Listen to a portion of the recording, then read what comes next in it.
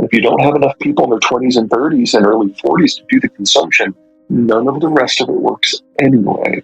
So we were always going to get here. Trump sped it up.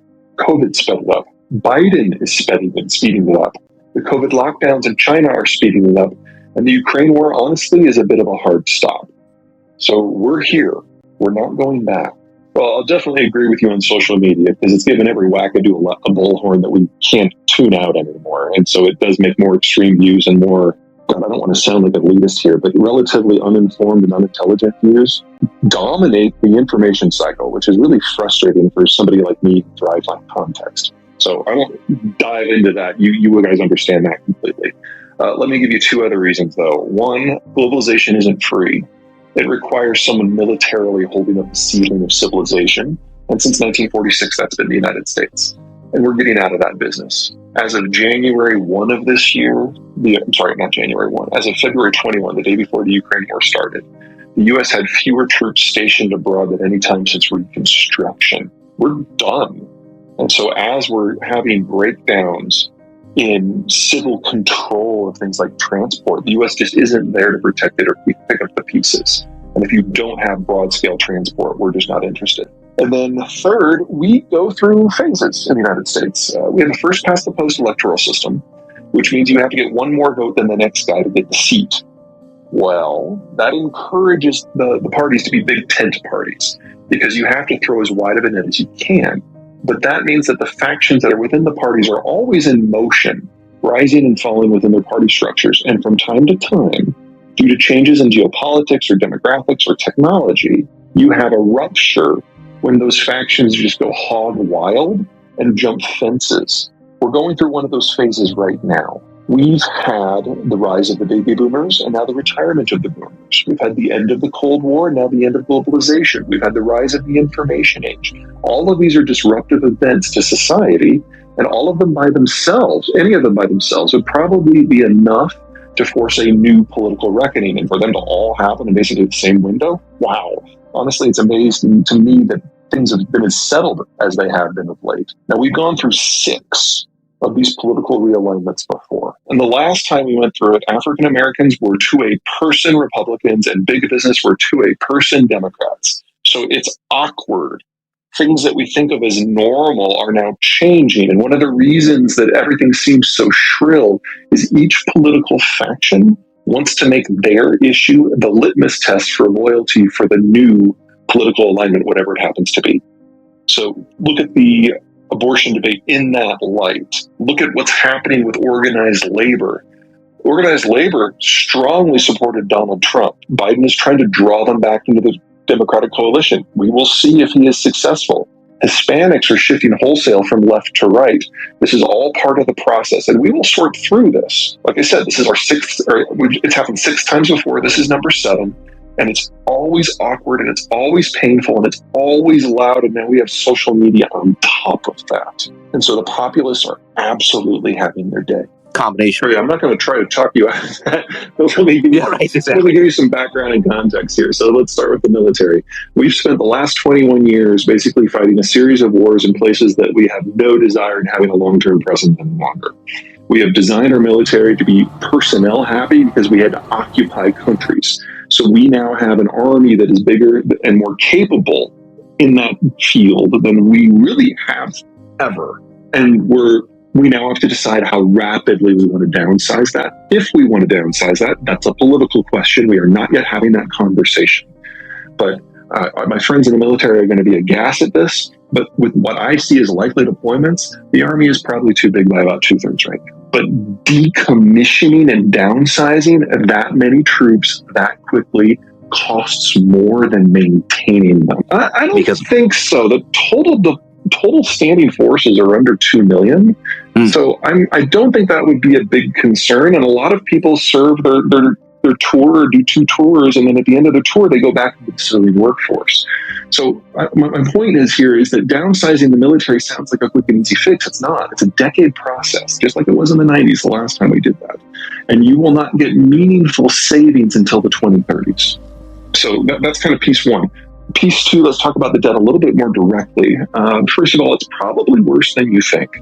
On the political side, the fiscal conservatives have been destroyed as a faction. Trump saw to that. They were the first group that he purged from the Republican Party. They're now swing voters. They're one of the smaller groups out there in terms of voting blocks. And the Democrats under Biden clearly are not interested in making concessions to them to bring them into the fold.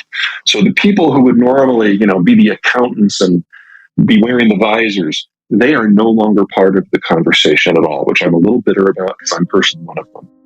Second, whatever you're thinking about the debt bomb, it's probably a lot bigger than you think, because not only are the baby boomers about to draw a huge amount of capital, but they have been the world's largest source of the capital now for 20 years. So it's not just that they're going into retirement and they're going to be going on the dole, whether it's Social Security or Medicaid. It's also that we're losing our single largest, single richest tax paying demographic at the same time. So whatever we've had at this point in terms of debt build, it's about to get so much bigger. That's where entitlements come in, because Medicare, Medicaid, Social Security, these are so much bigger line items than military spending. And if you're going to be serious about getting back to a black zero for your budgeting plan, that's where the hard work is going to be done. That is much more difficult than simply going after the military, and it will require a lot more sacrifice by people who are voters, because the baby boomers are, even though they're advanced in age, they are the second largest voting bloc right now after the millennials, and they will outnumber Gen X for at least another 12 years. So the single biggest beneficiary of a bad debt environment is the group that can prevent any meaningful changes to it if they so choose. And I'm pretty sure they so choose. But I don't think I'm as depressed about that as you are. Assuming the United States can maintain its broad growth rate, which, looking at demographic and geopolitical factors, I think 2.5 to 3% growth for the next decade is reasonable. You can do deficit spending to the tune of about $800 to $900 billion a year without increasing the relative debt load. Now, I don't feel great about saying this, but the numbers do hold. Second, and this is probably far more important, because our boomers had kids, there is a light at the end of the debt tunnel. There is another surge of capital coming down in 10 years. Most of the world doesn't have that. So everyone else is dealing with our aging process and crisis, and the numbers turning against them at a higher percentage point, at a higher proportion compared to their population. Our boomers are about a quarter smaller than everyone else's because no one else has millennials. So for them, this isn't a 10-year period. This is their now norm. And it will get worse and worse every year until their systems collapse. And in that sort of environment, especially once you throw in things like the Ukraine war and a China breakdown and general deglobalization, the volume of capital internationally that is going to be looking for a safe haven is going to be monumental. And there are just so few places that are options, with the United States being bigger than all of them put together. So we know capital costs are going to rise. We know that capital availability is going to drop. We know that our debt level is going to increase. But at the same time, all of that is happening, there's going to be this steady stream turning into a steady tsunami of capital coming in from the wider world that will help finance it all and will help drive economic growth even further. It won't be a straight line. I would expect the US dollar to be at multi-decade lows at the moment, and it's entirely possible that that crack has already happened in Europe, and it's manifesting, among other ways, through the exchange rate. With demographics. So let's split that into 2 points. So the first one is not living longer, but being more productive for longer. So right now there's a problem. People talk about extending the retirement age because that would generate more income and put off the payments. And that sounds very attractive until you realize that between illness and mortality, 65 is at the moment kind of our limit.